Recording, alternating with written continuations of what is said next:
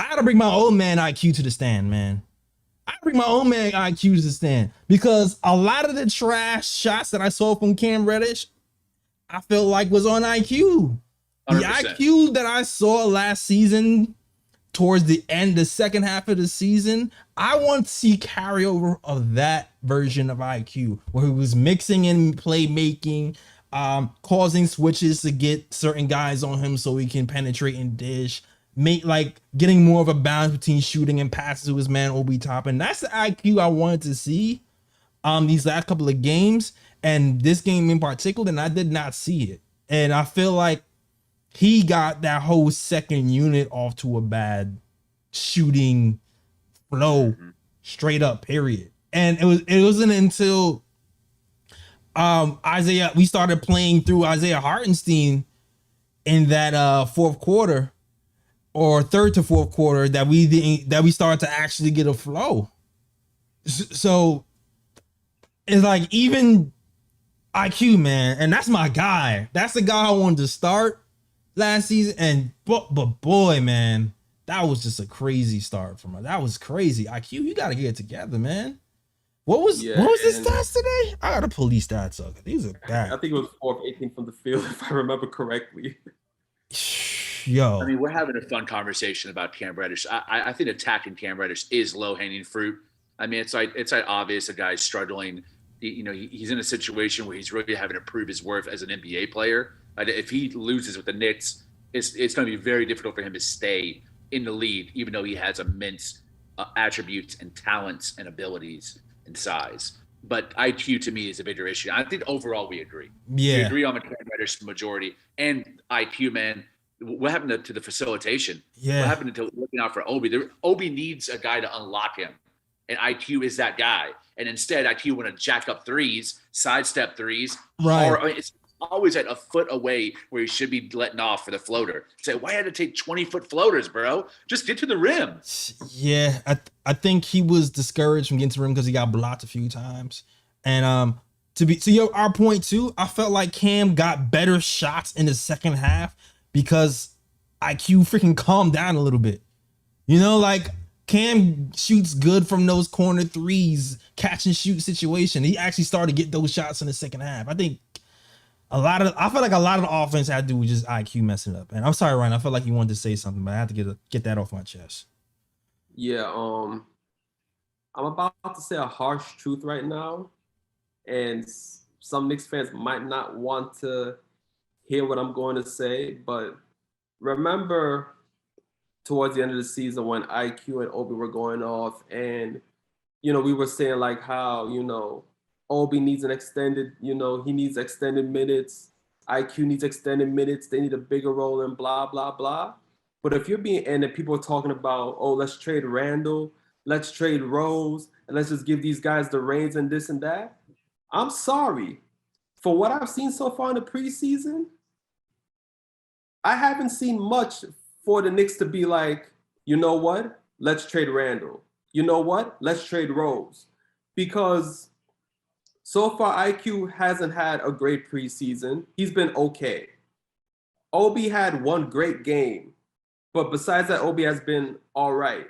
None of them are actually like popping out to the point where it's like, yeah, we should trade Randall. Yeah, we should trade Rose and just give these guys the reins. If you want that to happen, they have to step the hell up. I'm sorry. At this moment, do we need Randall? Yes. At this moment, do we need Rose? Yes. Because those guys, they still got some growing to do. They're not there yet fully. They still need to grow. On fire, Ryan. I'm backing you up, Ryan, on that. 100%. And listen, I'm not saying that IQ and Obi are going to be bad the whole season. I'm saying preseason, we all in general make huge, grandiose assumptions about a player from game to game. And in general, you have to look at a bunch of games to make a definitive decision on what this team can do, what this player can do, right? Like as you saw today, like IQ had a bad game, but if your point guard is having a bad point guard game, right? Not a bad shooting game, but a bad point guard game, that can affect everybody else on the floor. And the reason why I was sticking up for IQ last season, because he wasn't shooting well, but towards the end of the last season, he was having good point guard games, even though he wasn't shooting well. And I felt people weren't seeing it. So I was defending him last season. Today, he had a bad shooting game and a bad point guard game. And you can't have both. If you're going to have a bad shooting game, you still have to set the table for other people. You know what I mean?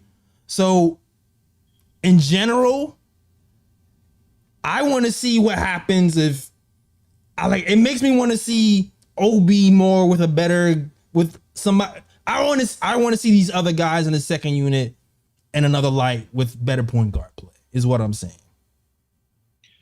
I got to give Thibs some props. I think since he's been with the Knicks, he's really utilized 2-guard lineups where he's had 2 guys that can go off ball and on ball, depending on what the defense is giving him. Right. And he seems to he paired Quickley with Derrick Rose a lot last year and the year before. Now he's starting to have a little more faith in Quickley, and he's starting to pair Quickley with McBride. Shit ain't working.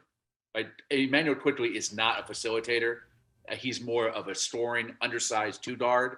He needs Derrick Rose or Jalen Brunson to run the point and allow him to do a little bit of secondary facilitation and on-ball scoring in his sweet spots. But he cannot run the offense as a primary ball handler with that second unit. It's just not working. He doesn't have the mindset, and when his shot's off, everything collapses around him because he keeps wanting to shoot himself out of his bricklaying mode, and everyone turns cold. No one knows how to real opportunity. Hartenstein was doing better playmaking and better facilitation than Quickley was with that second unit. My boy was in his Vlade Divac bag. I was mad impressed with Hartenstein's ability to find cutters from that high post area. He was doing a really good job.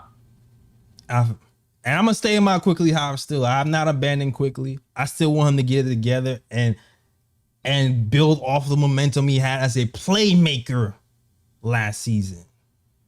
And I'm gonna wait and see if he still does that. But right now, it hasn't been a good start in my eyes. All right. Salute to you guys in the chat. Spirited debate. Yeah, it got real, got a little bit real today.